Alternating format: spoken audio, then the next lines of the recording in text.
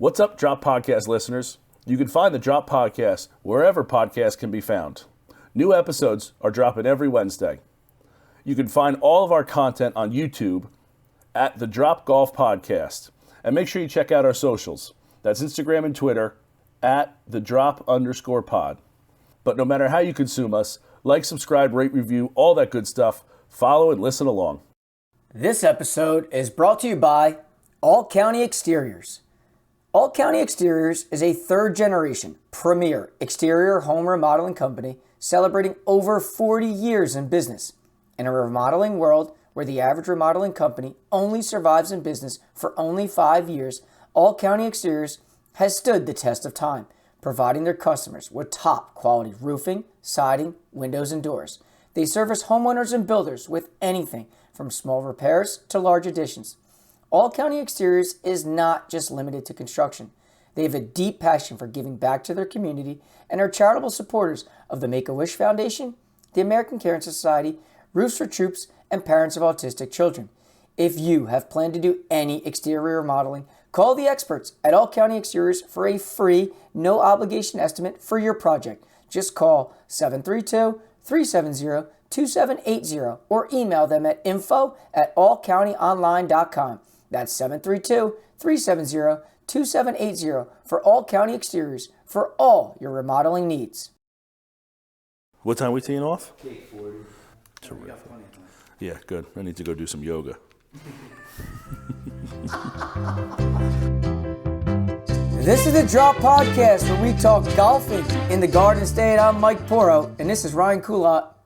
What's going on, everyone? Welcome back. Hope you all had a great week. Last week was a huge episode. It was our 1-year anniversary. If you did not listen, make sure you go back, check that out. Mike and I kind of give some recaps of the year, think about where we're going, that sort of thing. Again, it was a fun episode. Mike, 1 year of doing this every Wednesday has been a lot of fun, and we're moving forward. Episode 1 of the new year, I guess. Yeah, this is episode 1 of year 2. Today's guest, we got Jack Irons. Jack is an absolute stud golfer. He was a finalist in the 2021 Philly Am. He qualified, you may remember his name, we've talked about him. He's partners with Troy Vannucci. They qualified for the match play at the USGA Four-Ball. We had Troy on in episode 7. You remember Troy plays out of Little Mill down in South Jersey. Jack plays out of Medford Lakes, also out of Little Mill, but we got to play with him at Medford Lakes the other day and just had an awesome time. So stick around, give this interview with Jack a listen. Yeah, I want to say this about Jack. I mean, we had the opportunity to go out there and play and sit down with him in person. And if you recall, Rye, last episode we kind of said, like, what are we looking to do as we project ahead in year 2? You know, like, what are some things that we're looking to do? And one of the things that you and I brought up is we would like to be able to sit down in person, talk to people face to face, and then if we're able to have the opportunity as well to go play with them, let's do more of that. And wham, bam, thank you, ma'am, episode number 1 of year 2. What do? Not only do we talk the talk, but we walk the walk. We got out there, first episode, bam, sit down at Medford Lakes. Beautiful little spot. That clubhouse was nice. That little area where we sat down had a nice little poker table, had a shuffleboard. It really was a good little area there. Nice little spot. So we got to sit down to talk with Jack bright and early. We talked about like his upbringing, his successes, and then being able to actually go witness some of the things firsthand on the golf course. I mean, that place was a neat little spot. And, I like to think a lot of people know who Jack is, but if you don't, you got to go give him a follow on Instagram at Jack Irons Golf. He does some cool things. He's got a lot of good content out there. And again, it was great to be out there in person, kind of following up things that we said we wanted to do. Yeah, we kind of talked it into existence. We mentioned it last week. We've been talking about it, kind of off air for a while, and That's what we want to do more of. We want to come to your place. We want to interview people. We want to talk to people. We want to... Sometimes the word interview has like bad connotations, right? Like we're just having conversations with people. We want to hear your story and get it out there. See the place that you call home as far as a golf course goes. And whether you're a player, a pro, superintendent, that's what we want to showcase, and that's what we mean. Showcase you and your place, and I think we did that. Episode 1, bam. Let's keep that up. Mike, let's talk about Medford Lakes. What'd you think of the course? What'd you think of Jack? What'd you think of our time there? Yeah, so listen, I didn't really know much about Medford Lakes. I truly Me neither. didn't. I've heard Medford Village, and I think when I initially talked to Jack, I thought that's where we were off to, and he had to correct me and say we're going to Medford Lakes. So I said, all right, let me do some research about the golf course, because I'm like everybody else, I want to know where I'm going, and I saw that the golf course from the back tees wasn't that far. It was only about 6,200 yards from the back tees. And I think, when you hear 6,200 from back tees, you're like, oh, this is going to be some, pitch and putt and nothing to it. But I thought it was very narrow, especially on the back nine. I thought some of the greens were like small and dime-like. And they had a little bit of sneaky undulation in them too, because I know multiple times I said, like, dude, I have no idea which way this putt is breaking. I think it goes right, and then Jack had to step in and be like, no, it actually goes left. I'm like, say, well, that's a good thing, I'm asking you, because I wouldn't be close. And then the times I didn't ask him, I still thought it went one way, and I was completely wrong. But I thought the course was in good shape. Nothing beats fall golf. I truly believe that this time of the year we were out there. So good. It's so good. It's so good. I mean, I don't know if there was a particular hole that really was like, that stood out as like, I thought this was the best from the rest. Mm-hmm. I didn't.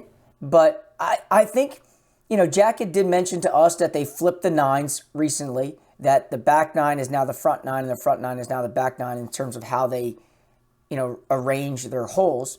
So I literally thought, like, when I think about that golf course, I thought the first hole was cool. I do think that was a great first hole in terms of, like, you had the bunker out there on the left-hand side. Mm-hmm. You had that huge, like, pond-like water right in front of the green, two-tiered green, the trees surrounding the back side of it. I don't know. To me, it was just like a great opening hole that it wasn't very long.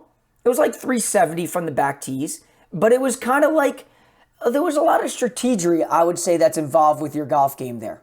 When you started talking about signature hole, and I know we talked about this out there, and I know that we asked Jack even before, as soon as you said it, my mind went to the first hole. I thought that was a really nice hole, and I like the change in the leg out. Why they didn't have it flipped, like 1929 is when the course opens. Right? If you've never played there, go there and you'll figure that out quickly.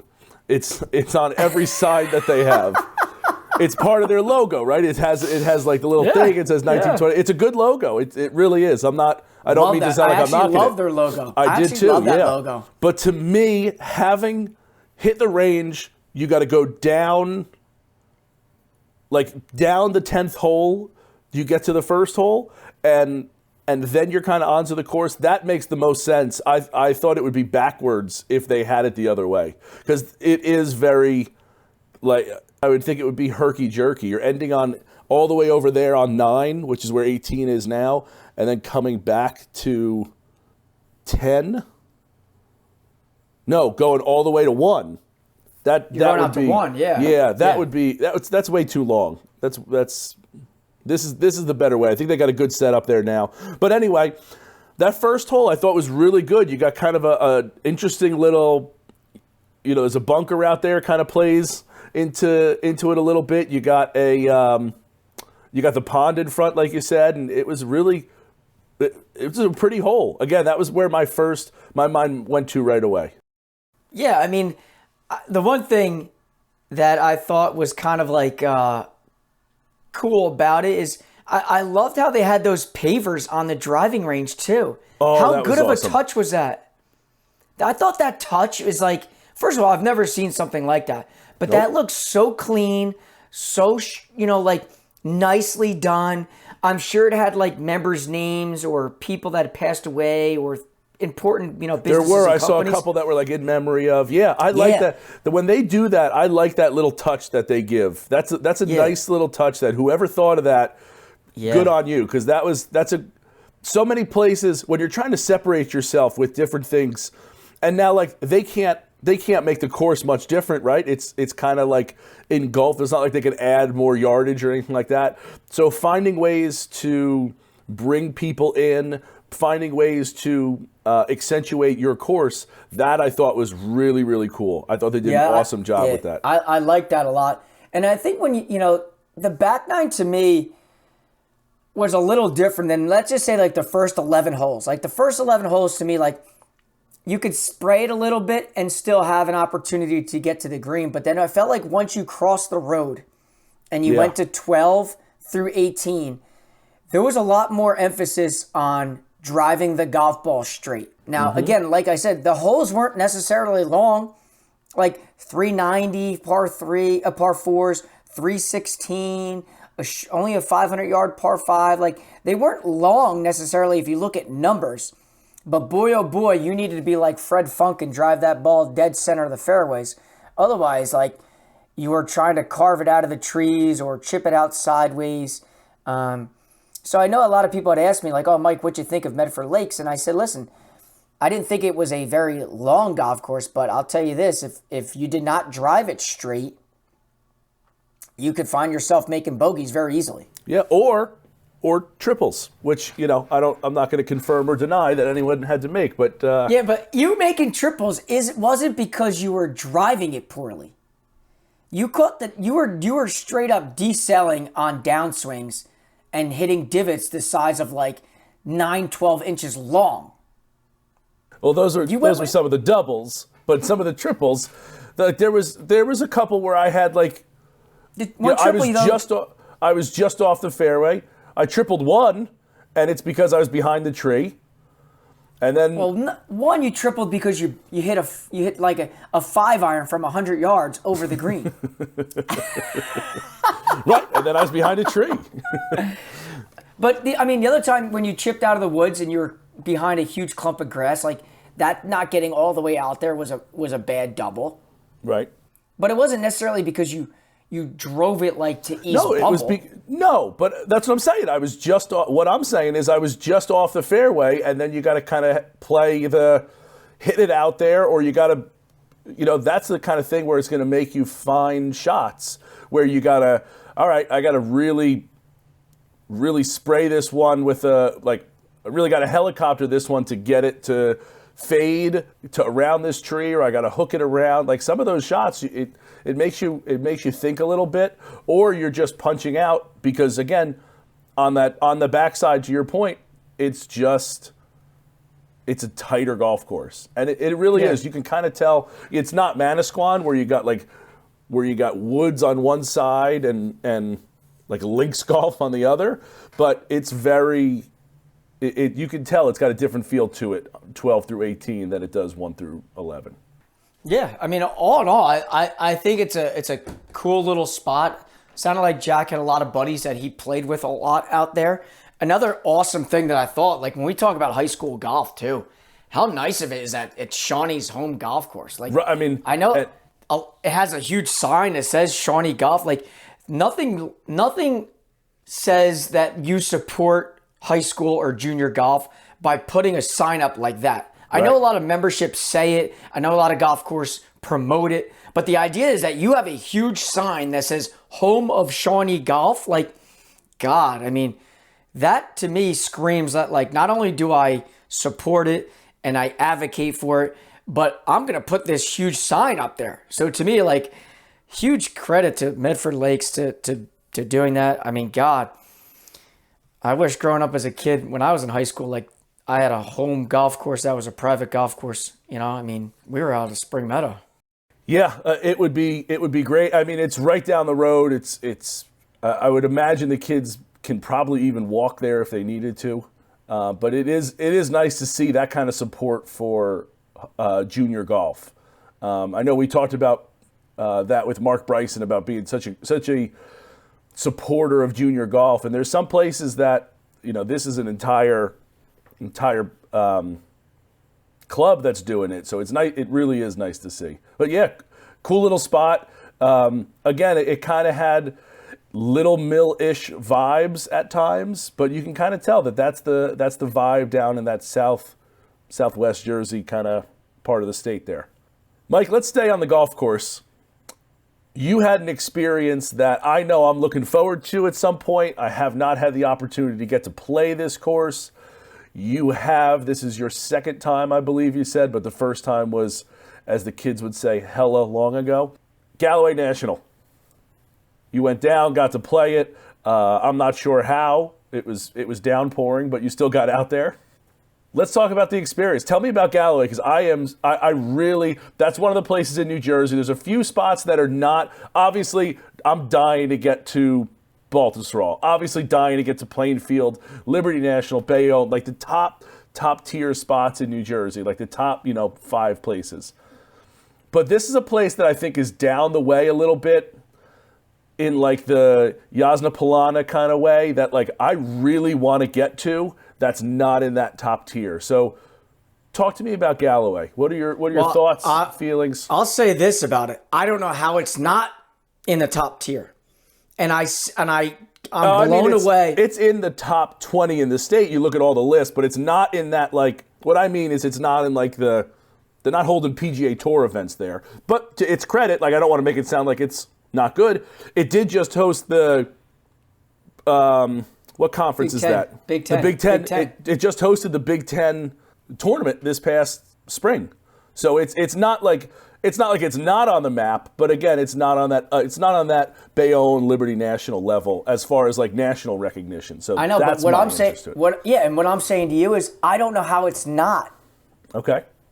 I am blown away with this little spot in terms of like, you don't think what they have until you get to see what they have. That driving range, I swear to God, it mirrored Metitaconk. Wow, that's high praise. It's not Metitaconk where Metitaconk has a whole like acres upon acres of range. But like when you get to the putting green and then you look to your left, this range is a full grass range. And it is like, it just extends so deep into the woods that you're like, oh my God, they have this much land out here? Dude, I am blown away that this course is not ever in any conversation like you just mentioned. You don't ever hear Galloway with Liberty National, Bayonne, Baltusrol, Plainfield, Hollywood. Like, it never pops up. And quite frankly, I don't know how. It's amazing. Yes. The craziness is, yes, I played it. The conditions were not ideal in terms of the weather. But that didn't change my opinion of that place. Blown away. So freaking good. So freaking good. So, Mike, let me ask you, I pulled it up on Google Maps and I saw it is different green coloring than other courses, right? Like you look on the map and you're like, wow, it looks super well manicured just from the Google Maps aerial view. How are the conditions of it in that realm?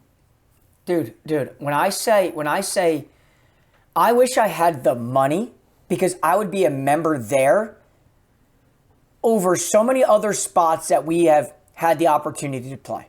Wow. Okay. Because that place stretches out, I mean, and I played it and it wasn't even the nicest weather. It was like spitting rain, then it would stop. The views, unbelievable.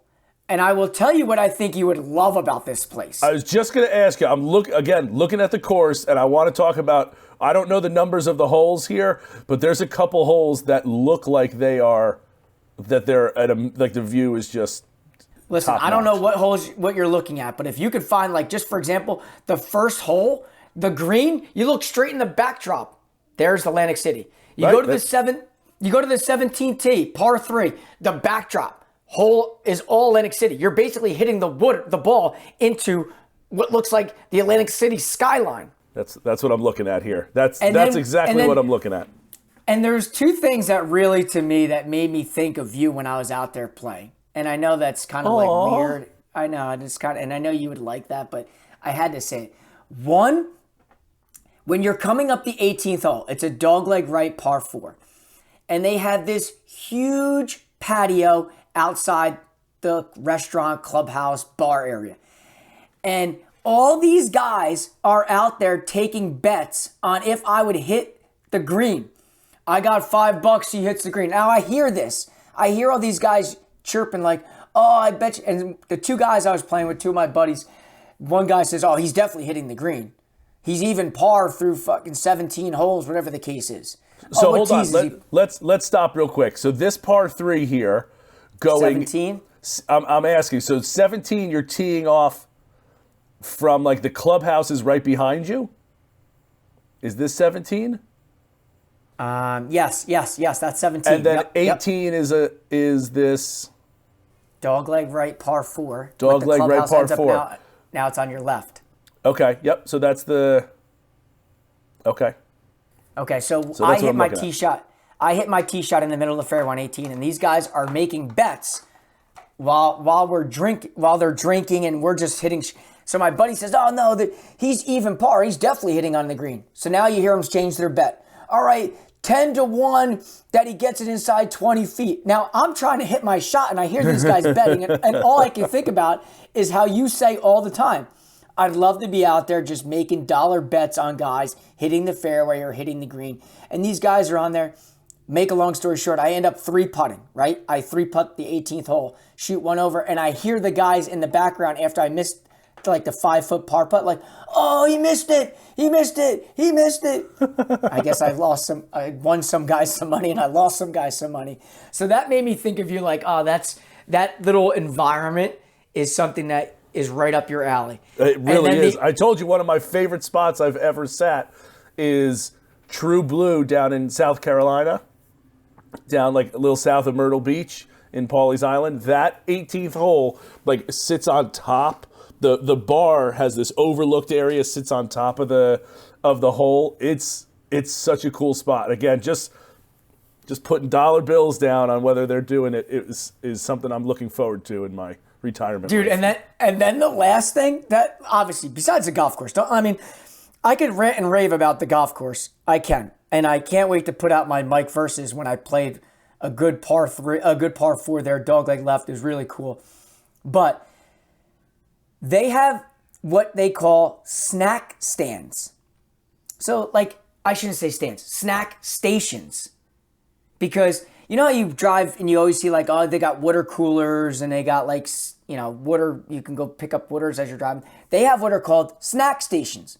I have no idea about this. So we get done playing the second hole and we're going past like coolers and stuff. And I'm like, oh, I'm going to grab a water or something. Anybody else want anything? I open it up.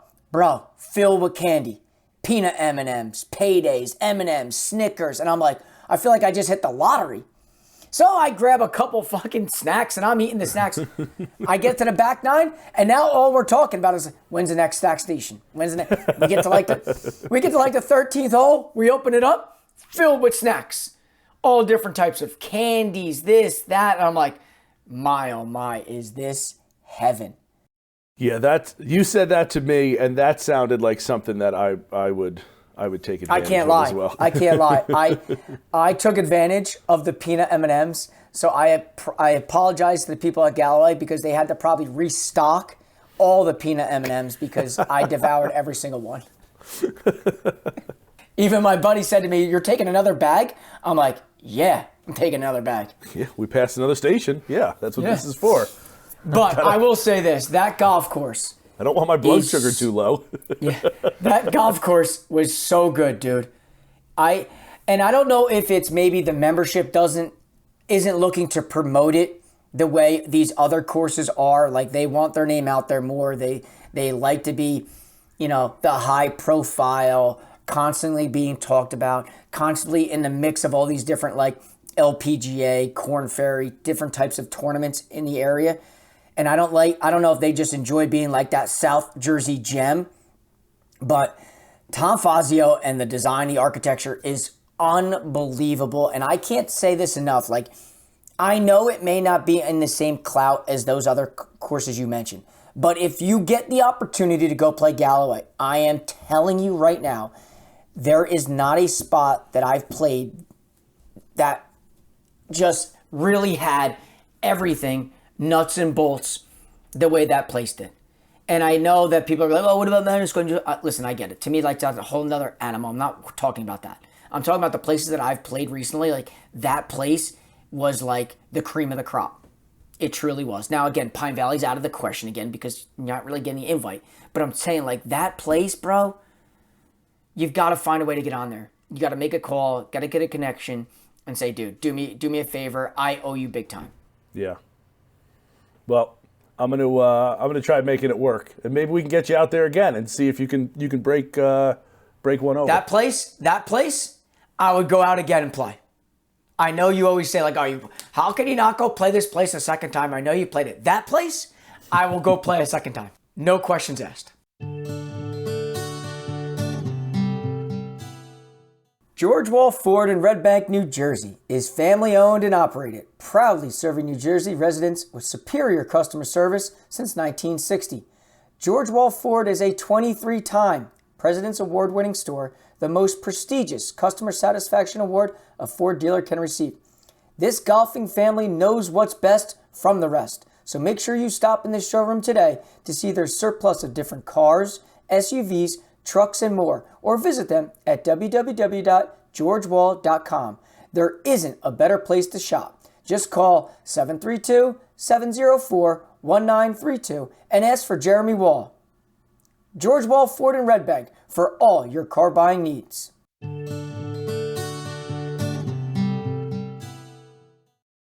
Mike, I am excited to talk to you about this because this has been a year's worth of stuff for us. We have a Korn Ferry Tour. We got 30 guys that got their card. They're moving on to the tour, and 3 of them are Jersey guys. Chris Goddard, Max Grazerman, Ryan McCormick. 3 guys from Jersey, 3 guys that we've talked to, 2 guys we've had on. This has been an awesome ride to see it. So before you say it, Mike, I want to give a big shout out. Congratulations to those 3. That is really, really awesome. And I'll tell you, nothing was cooler than seeing them like nail that last nail into their cards, everybody holding up, and all the announcements and all the pomp and circumstance that happened. It was really, really cool to see on Sunday there in Indiana. Yeah, listen, I mean, I think you and I have been on this trail for quite some time now, dating back to when we had Chris on before the season started, and then Ryan in the middle of the season. Just haven't been able to catch up with Max, but I think we will this winter. But just following their journey, I think like a lot of times you and I vicariously are living through these guys. We're rooting for them every which way.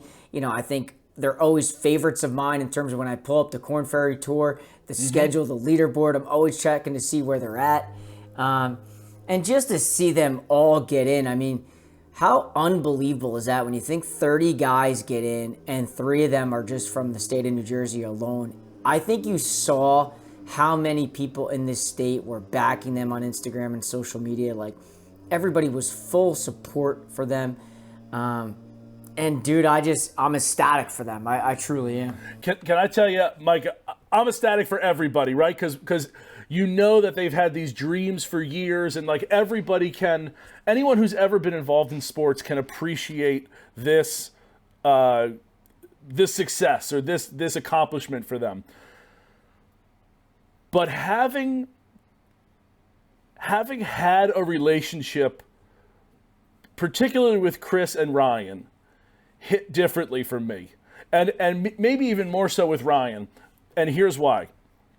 I know we both know Chris and have had him and Ryan on the show, but getting to sit down with Ryan at the Korn Ferry Tour when they came to Matitaconk and having that interaction with him and walking the ropes with him and watching him hit balls, that little bit extra than just, hey, he was a guy on Zoom, made me feel connected to him and his story. And while I was riding the coattails of it, I don't want to make it seem like I had anything to do with it. It had nothing to do with any success whatsoever. But like I felt more vested in his story because it's recent in seeing it. And again, not that it wasn't for Chris, because we've known Chris for a few years, but seeing Ryan's this year and having his Bull Durham story of he's been grinding, he's in his 30s. Bull Durham's a movie, Mike. I don't know if you know that, but he's a minor leaguer who's, finally makes it to the majors.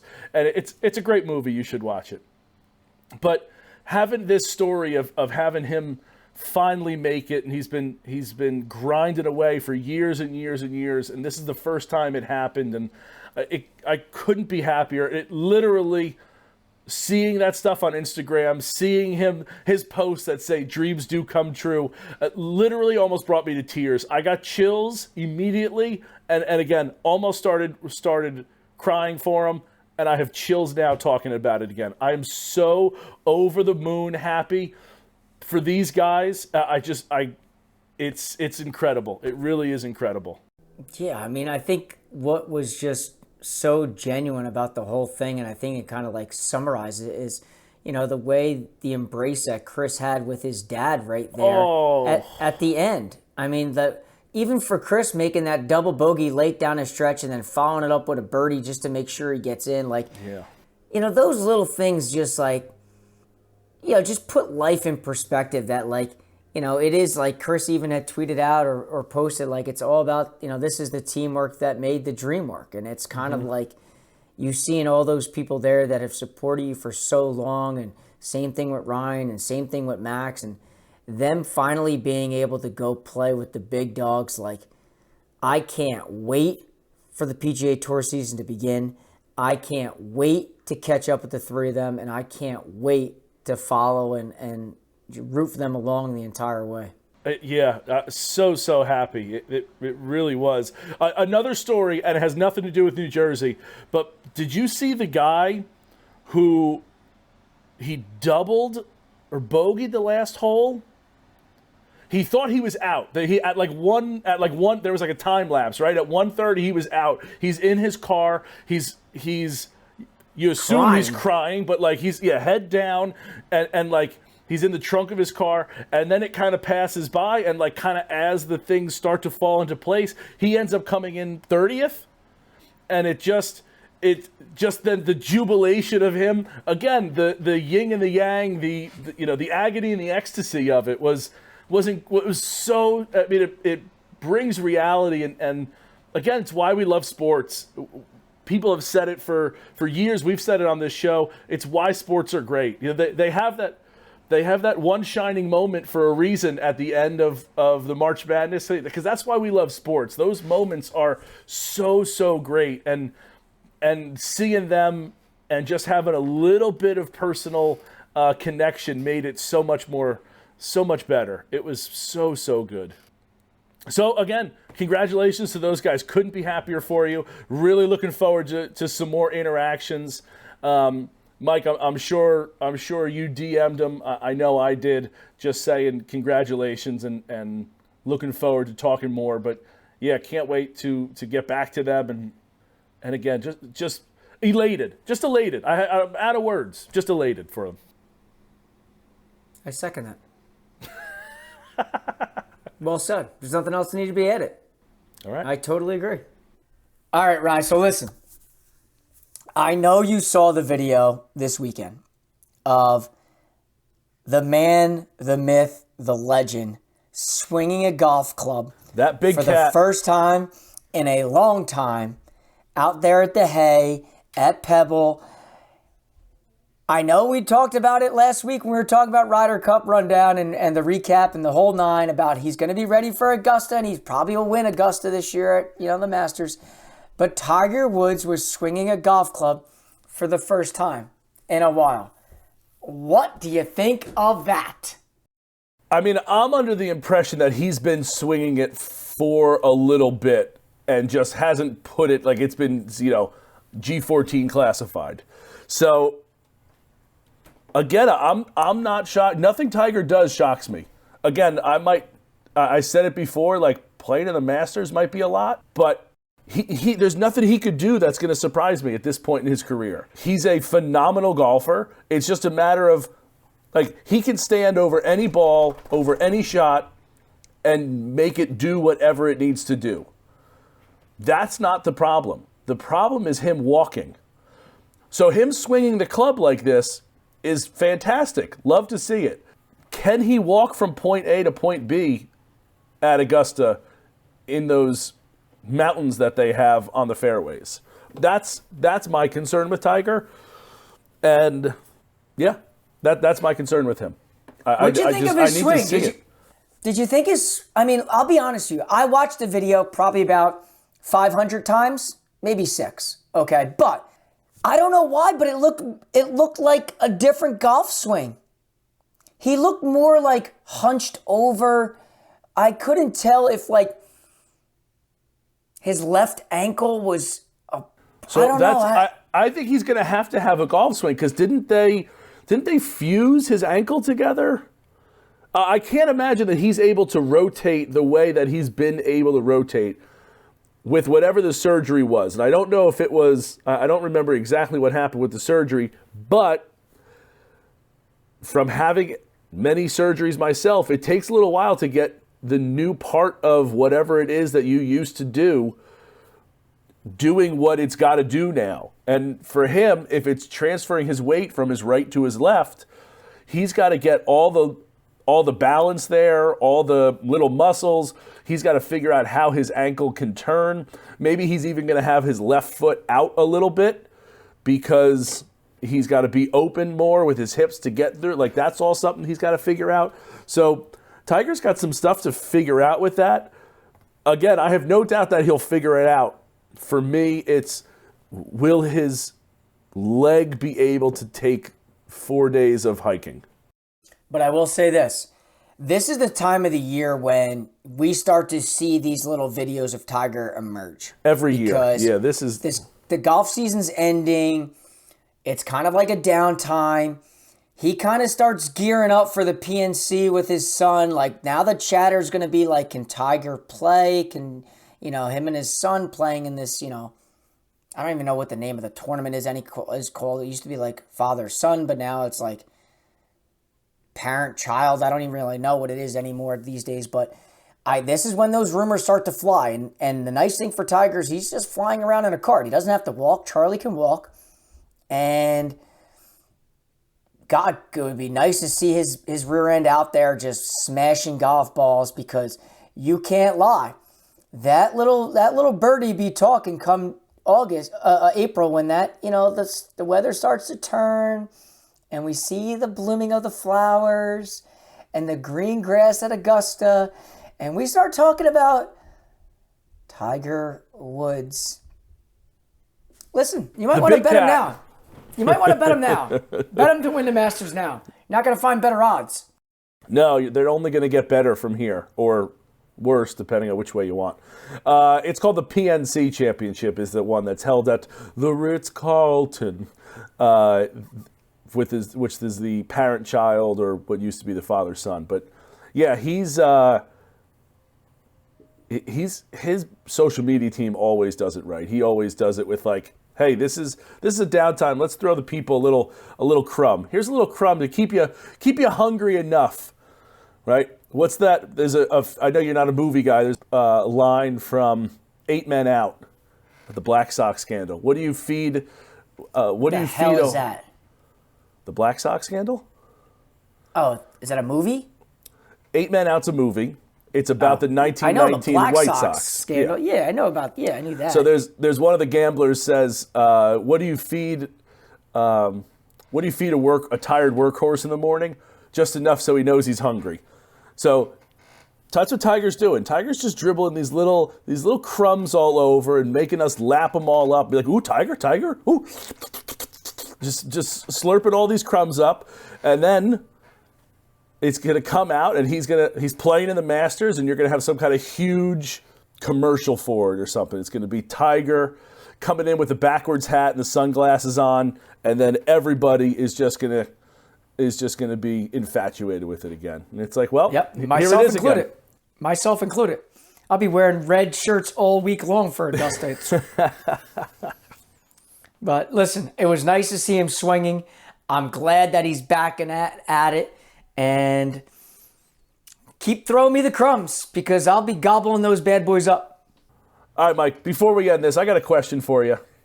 I saw this and I wanted to ask you. I think it's a good question. It gets you thinking about a bunch of different things. And I also think it's more self-reflective than it initially comes off at. Are you telling me? Are you trying to tell me something? No. I just, no. As I thought about it, I was like, oh, it would be this. Wait a second. I thought you were telling me I need to self-reflect about some things. No. Like how, Mike, I not need you to look deep down inside, and you got to start figuring some things out, Mike. You're going to play a round of golf with a pro, and the pro is only going to shoot one shot a hole for you, or one kind of shot a hole for you. Which are you choosing? Here's your 4 options. Your driver, your approach shot, short game shot, or putting. If I had to choose a pro to hit one of my shots. Every hole, you're going to play this round of golf with a pro, and the pro's only going to be hitting one shot or one version of a shot, right? I can't imagine that they hit an approach and it misses the green and they have to reapproach the green. But you know what I'm saying. Which are you picking? Driver, approach, short game, putting? 100 times out of 100, you're putting it. Because I feel like, I know this may sound like, I don't even know what the word cocky, maybe it sounds cocky, but I feel like I can drive the ball relatively straight. I can put the ball. Well, hold on. Just because it ends straight doesn't mean you drive it straight. Right. Well, listen. I mean, I think I drive it relatively straight on planet Earth. I think I can put it somewhere on the green. I just know I'm not making many putts. So, I mean, I'm signing that pro up to roll the flat stick 100 times out of 100 for me. And if that's the case, I may be like shooting 65. Yeah, I thought you would say that for you because I think that's true. I think that especially when you're playing well, your putting is the worst part of your game. Whoa. Tell me I'm wrong. I second that. Okay. I thought that was the same for you. I thought it would be putting. For someone like me. Yeah, what are you picking? Right. I thought it was big self-reflection for me when I read this. I don't think it's driver because I think I hit the driver pretty decently well as far as the rest of my game goes. I don't think I hit enough greens. And I think if you were to ask me what the worst part of my game is, I think it's hitting greens. I just my irons or my approach, they're not dialed in enough to hit greens enough times to then two-putt. And to that point, I think I'm a pretty decent putter in that, like, my lag putting is pretty good. So I think I'm having them hit approach shots so that I can hit the green and then, like, I know that I'm not missing the greens then. And then it's just, can I two-putt? Or, here's the other thing. In theory, a pro is going to knock it pretty close to the green, pretty close to the hole more often than not too. So can I knock down a couple 4-footers? You know what I mean? So I think for me, that's the one that I would pick. Yeah, that's definitely a tricky question for you because so much needs work. You took the words out of my mouth, but I've seen you drive the ball on a rope often.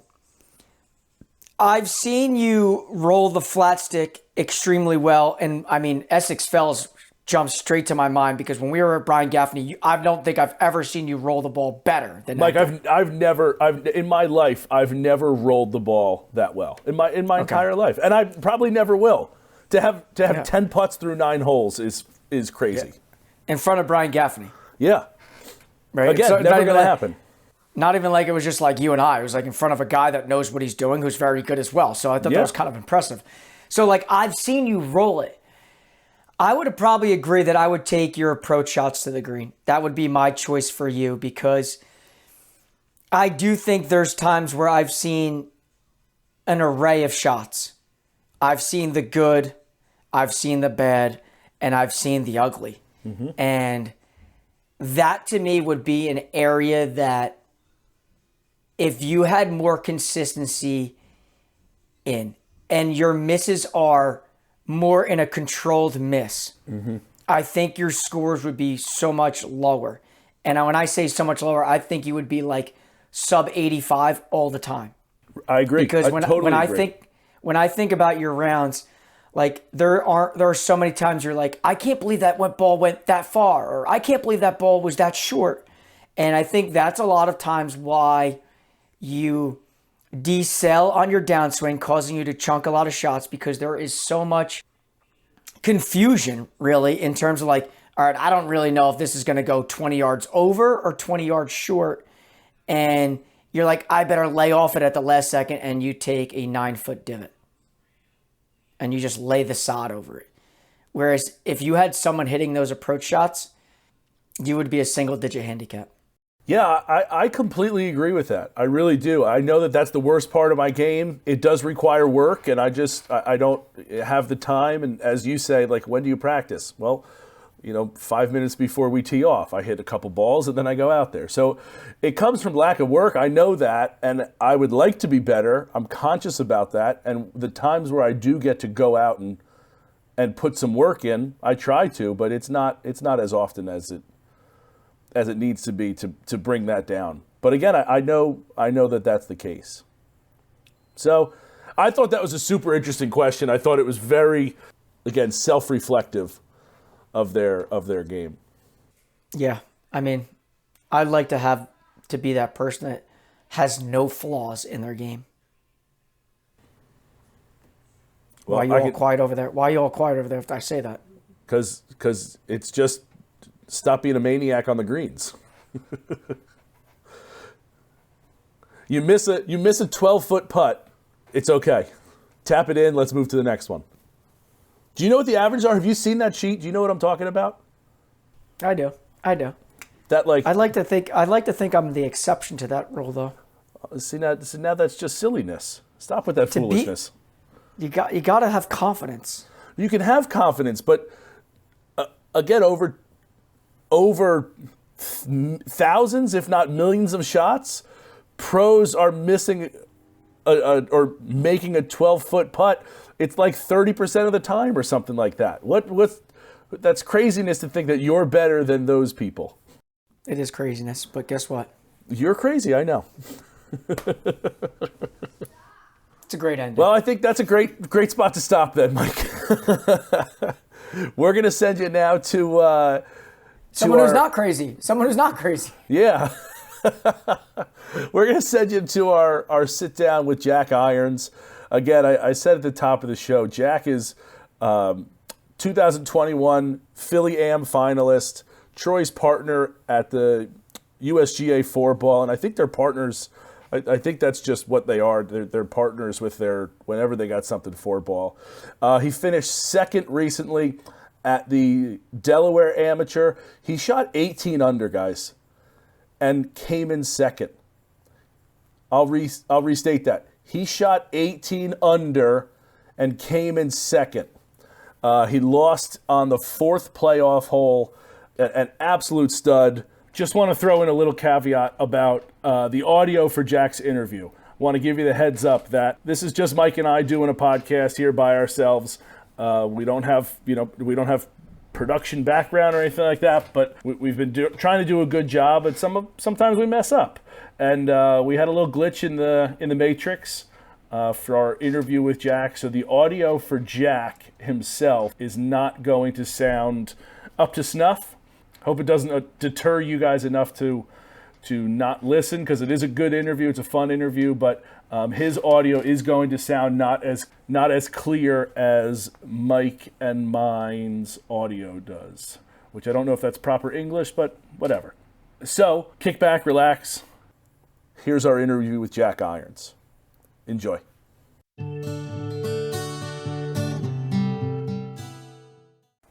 So today's guest was a finalist at the 2021 Philadelphia Amateur. He qualified for the 2023 USGA Four-Ball match play with a former guest, Troy Vannucci, and this year was finished in second place at the 2023 Delaware Amateur, shooting a remarkable 18 under through 4 rounds.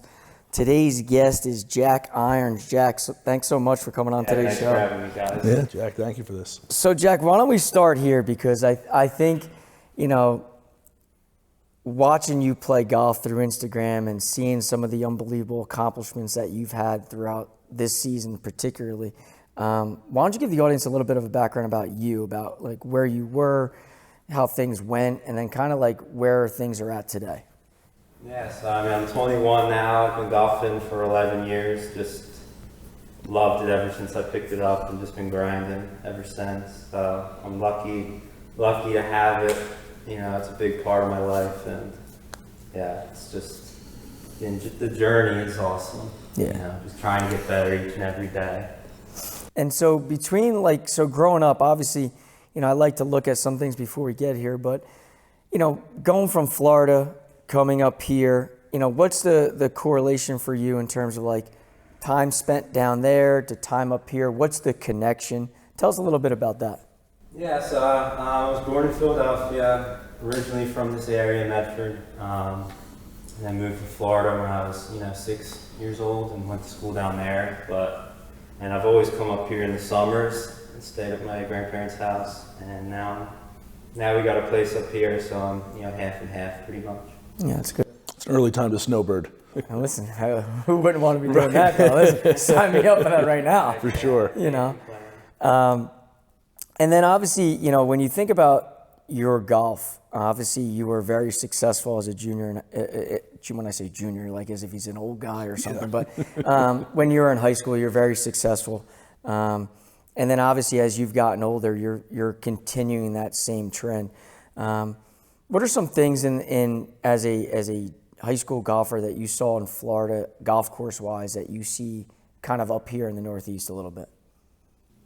I think both areas are really good for golf. I think the quantity is definitely more in Florida, but the quality up here, you can't beat. There's so many good tracks up here. So I'd say obviously the quality down there, but I think quality-wise it's pretty even, honestly. Maybe even give New Jersey the slight edge. I think it's a super underrated golf state. Yeah, there's no doubt. I totally. So do Mike and I. Yeah, listen, I think up here, and I know we say this a lot, like I think the golfing in the Garden State is legit second to none. I don't care if it's a public track or a private track. I think this state really has everything that encompasses that. But let's get a little bit into your golfing, because I see your name all the time on the leaderboards. I see that you travel a little bit between, NJSGA events to Gap events to Delaware. And I think the one thing I want to start with is that Delaware Amateur. And I think, having a Jersey guy go down there, represent us in terms of like the state, and putting up those types of numbers, I think are unbelievable. And yes, at the top, when I did say 18 under, I was being serious. It wasn't some made up number through 4 rounds. And to think that 18 under was second place, talk a little bit about that tournament down there. Is that something that you play in a lot? Is that your first time? What's kind of the connection to hopping down to Delaware?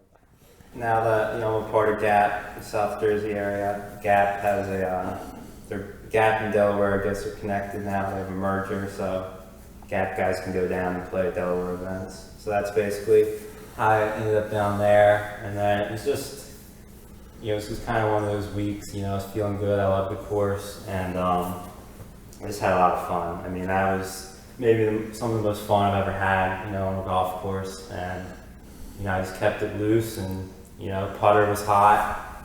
So that's always big for me, mixing putts, that's huge for me. But. And for 4 rounds to be 18 under, It's like you're talking video game like this. Right. I mean, it's not even like we're talking like, and we're not talking a golf course that's 6,000 yards, and these guys are going out there and doing it. We're talking like a championship, like the state amateur championship, and for 1,800 to be through 4 rounds. I mean, correct me if I'm wrong, 4 rounds in the 60s. I mean, that's legit. Consistently playing good golf. Is that the first time you saw the golf course? Had you had?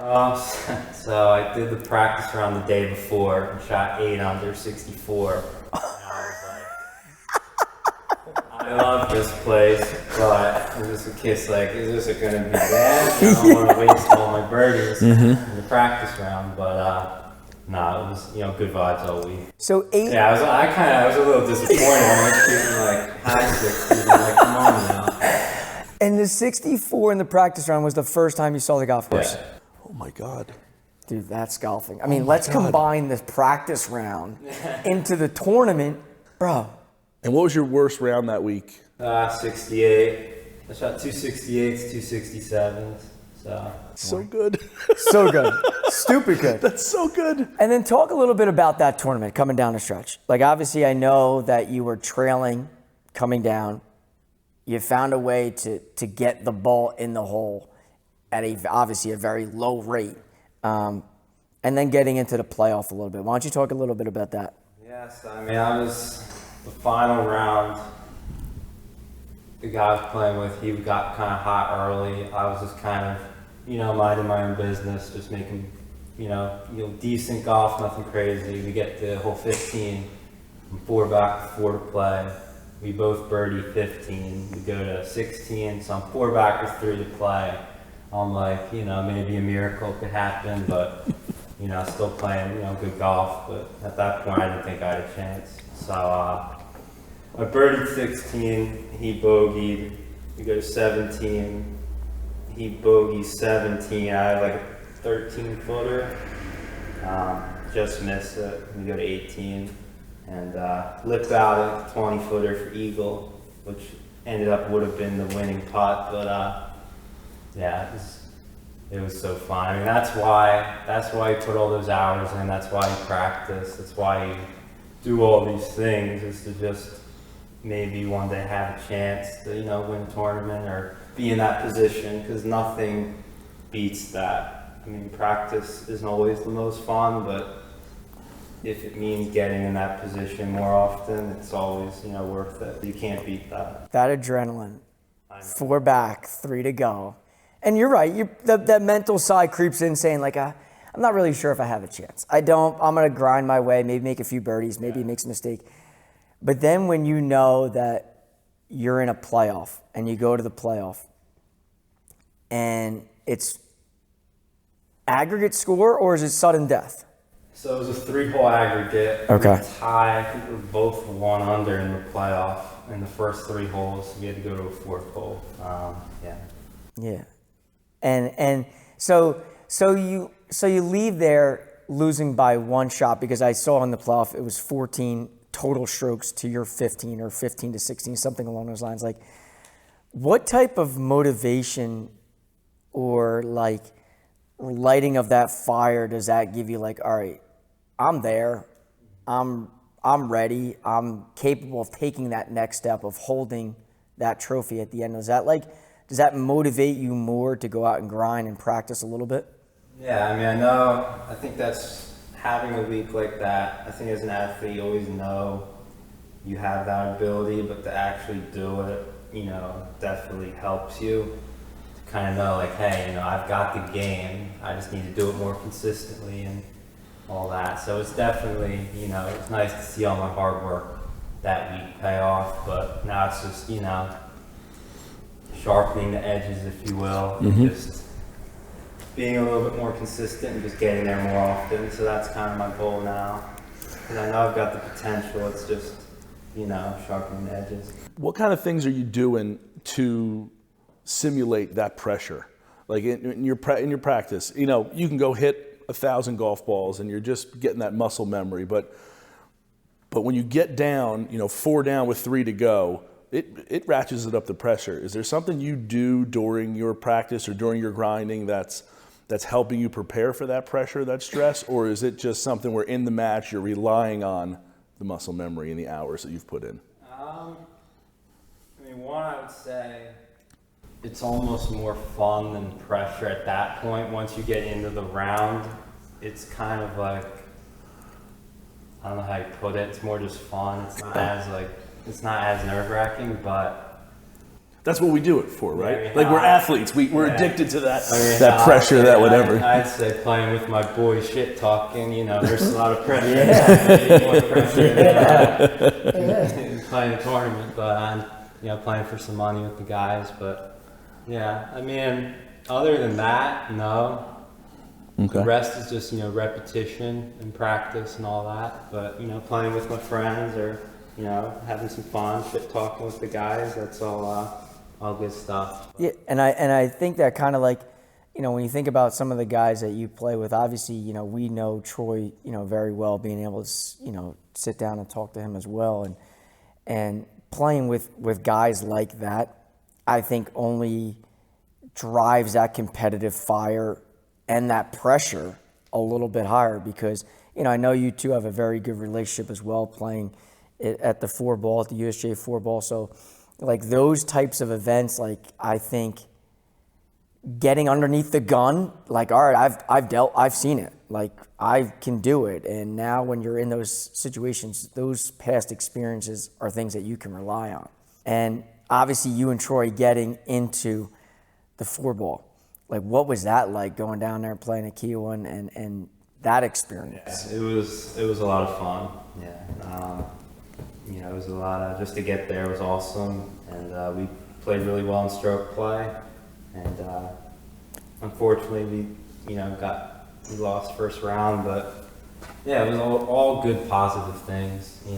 It was a fun week. Do you think when you look back at, I'd say when you look back at your summer, this summer specifically, and you look at that event, like when you and Troy enter something like that, obviously, I look at it like, okay, well, we got, from New Jersey side, we got two studs going down there that qualified, that are make it to match play. Like, when you guys go, are you saying, like, we can win this whole damn thing? Or do you guys say, like, oh, we just want to get to match play? For sure. We both, I mean, I can't speak for Troy, but I definitely felt like we had a very good chance to win.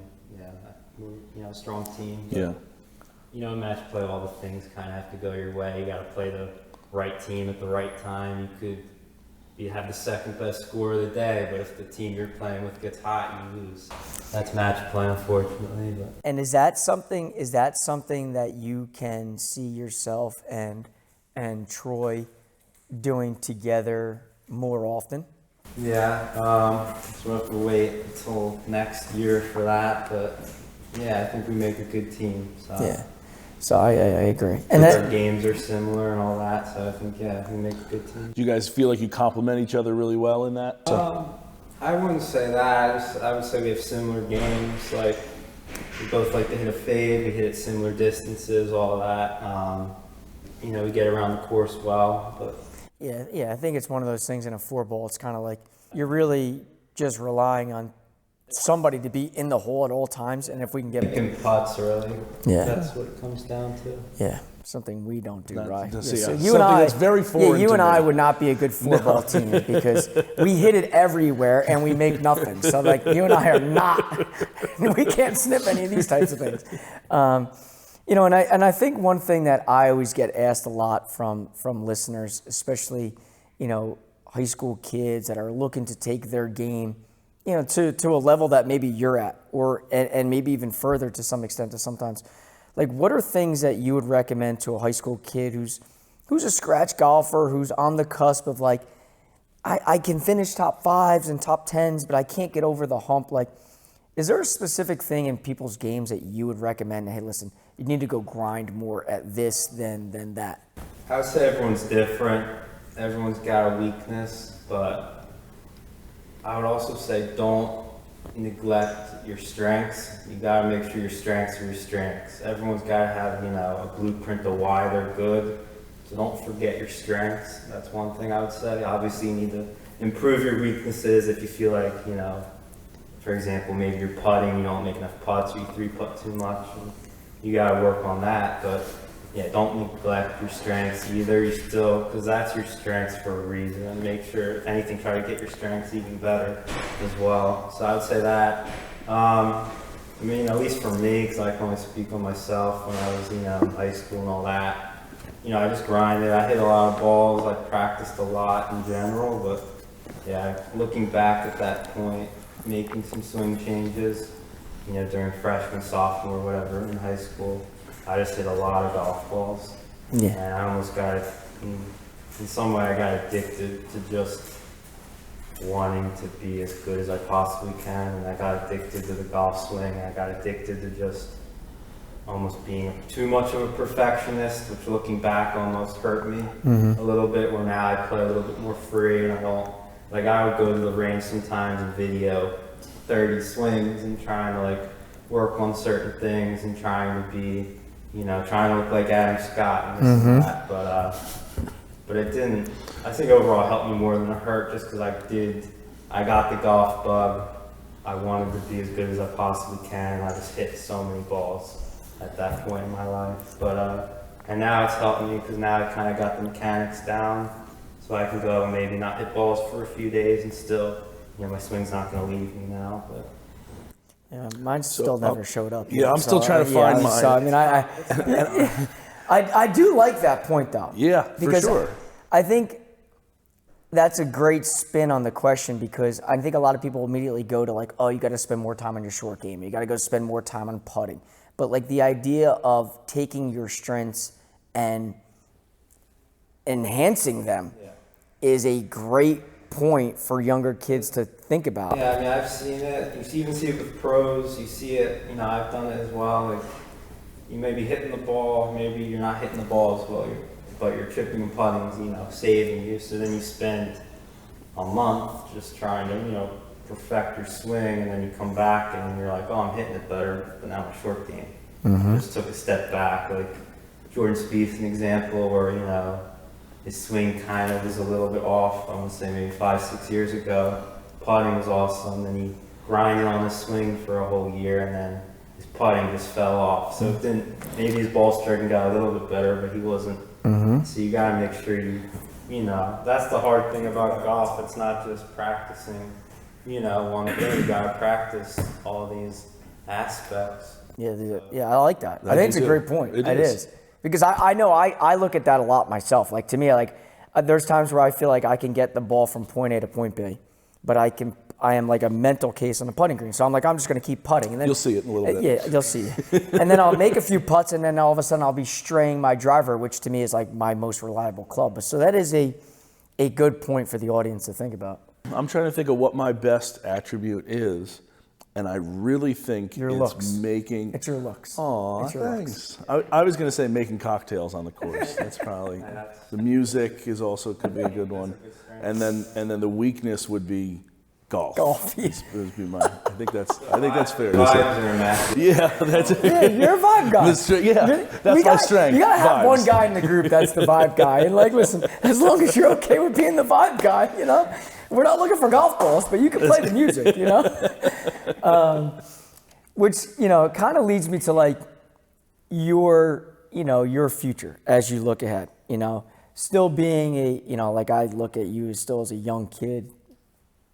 What are some things that, if I said, Jack, let's press the fast forward button and we're looking 5-7 years down the road, what are some things that you'd like to see evolve with your golf game or your career or your future? I mean, my ultimate goal, I want to play professional golf. I want to make it to the PGA Tour one day, but I know it's baby steps. You just gotta, for me, I look at it day by day. It's just perfect my craft and all that. Yeah, I think 5-7 years from now, I want to be playing professional golf, and I want to obviously want golf in my life. I've put so much into it, so. Yeah. What kind of things are you gonna do to make that possible? Or what do you even need to do? Years, what do you need to do? Legitimately, what is the next step for you at this point? Is it trying to get on the Korn Ferry Tour? Is it trying to go to Q school? Is it trying to what are mini tour events? What's the legitimately? I have no idea. So what's the what avenue is it for you? I mean, right now I play mostly AM events. I do play a few like mini tour things when I'm in Florida, but yeah, I mean, Korn Ferry, Q School, that I want that in the near future, maybe next year looking towards Q School, but I still look at it as, you know, smaller steps, as just I need to improve this, that, you know, I need to just keep getting better. So it's almost smaller goals to lead towards that. And that's everything, right? Everything you do in life is like, you have to have all these little, you have this big goal, but you got to plan out all these little goals. So to your point, like Q School might be a bigger goal on the biggest goal of playing professional golf, but you have to have all these little things in there, which is good. It's good you have that plan. Yeah, just gotta, you know, grind and keep getting better, and, you know, I want to improve my scoring average a little bit, but obviously, I think we all want to do that. Yeah, you know, I think I know I've got the tools to do it, because I've played with, you know, guys. I've played with pros. I've played with guys that finished top 3 in the U.S. Open. You know, I've played with guys like that, and my game, you know, physically my game's not far off. Or I don't want to say it like that, but physically I know I've got the potential, if you will. There, yeah. Like, I feel like I have a high ceiling, but it's just, you know, it's just getting there, you know, it's maturing on the course, and, but yeah. You sound like you have that. Again, talking about like little goals, like that's a mature thing to talk about. Yeah. You talk about maturing on the course, that's another, like being self-aware. Like it seems like... Self-IQ is a big thing. I think you get better with that with age. You also get better with that with just playing. The more you play, the more golf IQ you'll get. Like what does a day in the life of you look like? Yeah, so in full season, it'll be wake up, I'll go to the course. Some days I'll go to the gym first, but I try to go to the gym, you know, 5 days a week, I'll say. Mm-hmm. So I'll mix in, you know, cardio, you know, strength training, all that. But and then just, you know, practice, and obviously, you know, putting, chipping, hitting balls, going on the course, all that. So it's more or less like a full-time job. Pretty much a full-time gig, and I think structured practice is something it's something I could, you know, if I'm being honest, could get better with, and just all of that. But it's all good. Again, talk about being mature. That's one of those things where structured practice is like, yeah, you can go hit balls and you could hit 3 hours worth of balls, but what did you get out of it? What was your goal? What did you do? You hit, for 3 hours, you hit 45 minutes of driver, you hit a bunch of 5-irons, but if you can't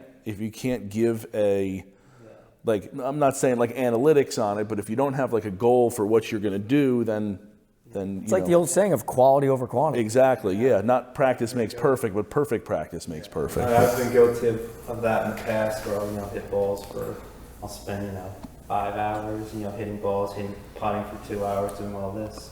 And it's helpful, but you got to get on the course as well, and you got to, you know, get the ball in the hole and learn to score. So definitely in the past year or so, I've been playing more holes. So that's, you know, that's huge. I'm a big believer. Like I'm not against beating balls, and I know that's one thing Tiger recently said at Liberty National. Like, stop watching YouTube and just go beat balls. Like, I'm okay with that, but I also think there's something that goes into playing golf on the course. Like you just said, putting the ball in the hole, because we can simulate tough lies and awkward stances and all this different stuff, but just being on the course, we all have that competitive nature. Like, I still want to play a good round of golf. I still want to get the ball in the hole in the fewest amount of shots. And I still want to be on the golf course. So I do think that part of practicing is a valuable measure. Yeah, for sure. I'd say there's a mixture. There's the mechanic aspect of golf. Then there's the artistic aspect of golf, if you will, where, you know, going on the course, hitting shots, seeing shots, see the ball fly, you know, predicting lies around the green, all of that, which is super helpful, getting the ball in the hole. That's the things you got to master if you want to, you know, play at the highest level. But the mechanics side, you got to get the mechanics down as well. If you don't have you know, the mechanics to hit the shots you want, you could play. I mean, playing a lot of holes could definitely help, but it's not going to ultimately get you where you want to go unless you get the mechanics down. Like I said, when I was younger, I really focused on swing mechanics and hitting, beating balls. But now I can hit balls, 10, 20, 30 balls, and then go play. And pretty much play the same versus if I hit for an hour. It doesn't at this point. There's a few swing tweaks I'm working on, but it's nothing. Crazy. Nothing major. Yeah, that's good. Yeah. Is that something where, like, when you're getting ready to play, are you I'm here, I'm going to hit, 5 drivers, a bunch, you're going to hit 30 balls maybe? So for a tournament, usually I'll practice about an hour. I think that's a good time. I don't need much more than that. But if I'm going to just, have a practice day, I can maybe practice, I could practice 4 hours. Right. And then say second half of the day, I'm going to, play 18. So, yeah, before a tournament, hour roughly. Okay. And broken down between, like, putting.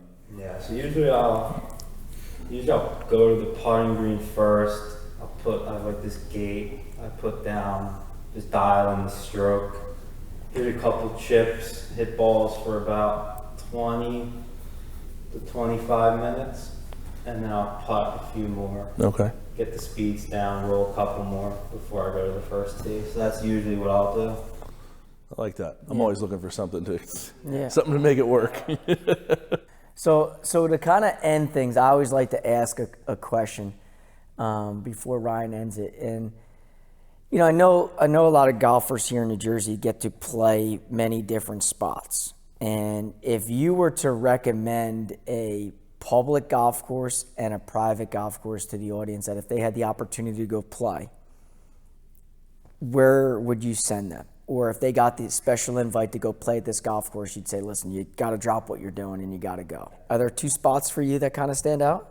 So private, I would say, played the State Am at Arcola, and that was a great test of golf and a great track. So for private, I'll go Arcola. And in public, we were talking about this earlier, I always would have said Atlantic City, but it's not private at the minute, unfortunately. But so I'm trying to think of other ones. Atlantic City's so good. We talk. This comes up a lot for us in terms of like people bring it up as a public, and that we have to sometimes correct them. Like now, when private, because I always say to him, because I know he loves this, is how the putting green just flows right into the first tee. That is aesthetically one of the best things. And I know that he loves that. That kind of like golf course architecture. I love that look. That like very smooth, green right into tee. I don't know. I think that's like golden age architecture, and I like that. Yeah. But I've never gotten to play AC, so that's There's a lot of good ones like down the shore. I'm trying to remember. Have you played Galloway? I played Galloway once a while back. It's another great one. I don't remember. Again, it was a while ago, so I was probably 7 years ago I played it. Mm-hmm. So I don't remember too much about it. Arcola is a popular one. It is. Arcola is a popular one. We've heard that one from many people. When we've told them you can't count your own course and you can't count Pine Valley, Arcola seems to get in the mix in this rotation of it, for sure it is. Yeah. Pine Valley, I've never heard of that. Is that it? Yeah. That's a gem. It's a semi-private That's a location. Gem. Yeah. It's just kind of like deep in the woods in Camden. Kind of just hangs out by itself. Yeah. I feel like Ballamore is a pretty good one. It's kind of in that Atlantic City area. Mm-hmm. Yeah. I think golfers are kind of quirky by nature. I think we're just whether it's superstitions or habits or whatever you want to call it. I think we all get into like our things that we have on the golf course. What are some of those quirks, habits, superstitions that you have before you get to play a tournament? I'm not too crazy with all that. Like, I know some people, sometimes I'll use I have a luck, if I'm using a ball mark that I've maybe played well with recently, I'll make sure I'm using that one. I won't be too strict with that. So, other than that, it's nothing crazy. Maybe I'll go It's not a superstition, but I'll have like 1 tee, 2 tees in the golf club. That's exactly what we're talking about. That is a superstition. It's mainly just because I don't like to have a bunch of things in my pocket. It's not really like I think it's gonna make me play better, but yeah, it's more of a comfort thing. But Do you remember what Troy's were? I remember Troy had one specific one that I thought was super interesting. I don't. Troy won't buy pants that don't have a back left pocket because that's where he puts his glove, is his back left pocket. But I guess I'm thinking about it now though. Like, what pants don't have back left pockets? I feel like there's some that just have like it's like closed off. Really? I was like excited at one. If you look at my Instagram, Jack Irons Golf hit me up with a file. Yeah, no doubt. I wear this one like purple raspberry shirt, and I do see that a lot. Now that you say that. So I mean, I'm starting to get convinced it doesn't mean anything, but at the time I was like, oh, I like the color of the shirt, and I wore it every round of the 2021 Philly Am, and I ended up being a finalist, finishing second, but I won pretty much all my matches with it, and I was like, I just kept riding this shirt. Yeah. But so now I wear it. I wear that a lot. I'll wear it a lot on like final rounds. So that's kind of, I guess you could say, my superstition. There you go. Yeah, Now that you say that, dude, I've seen that on your Instagram when I've looked at it. It's a good looking shirt. Yeah, I like that. No, it's so funny you say it because I've seen the purple. Yeah, and I kept wearing this shirt I wore it the first round stroke play Philly Am. Match play, it's like 90 degrees. We're walking 36 holes a day. Wear it. Second round, wear it again the third round. Don't worry, guys. I'm washing. And then obviously, it's a New Jersey golf podcast, and there's a great debate in the state of New Jersey, and we'd be remiss if we didn't ask you. There's a particular type of breakfast meat. What is that breakfast meat called? I got a roll South Jersey pork roll. Okay, good. Good. Central and South Jersey, but yes. It's so obvious for us when we ask that question to people where you reside. Because once we start dipping into like... what's that, the Raritan River there, the Driscoll Bridge goes over, that seems to be the dividing line. I was curious though, because while we're south, we're also west here. Yeah. And more Philly, so I didn't know if it was... That was a wrinkle that I was pretty sure it was pork roll, but that could be the loop that we would... Yeah. Well, listen. You start talking about the Schuylkill River and stuff. He answered it right. Yeah. In our eyes, he answered it right. But listen, Jack, I can't thank you enough for inviting us out here to Medford Lakes, and can't wait to tee it up with you here. And thanks so much for coming on the show, and let's go have some fun. Absolutely. Thank you, Jack. Yeah, Appreciate it. So it's a fun track out here at Medford Lakes. So make some birdies, hopefully get past that 18. We'll have some good vibes. That's the goal. That's the most important thing. Awesome. Good stuff, bud. Thank you.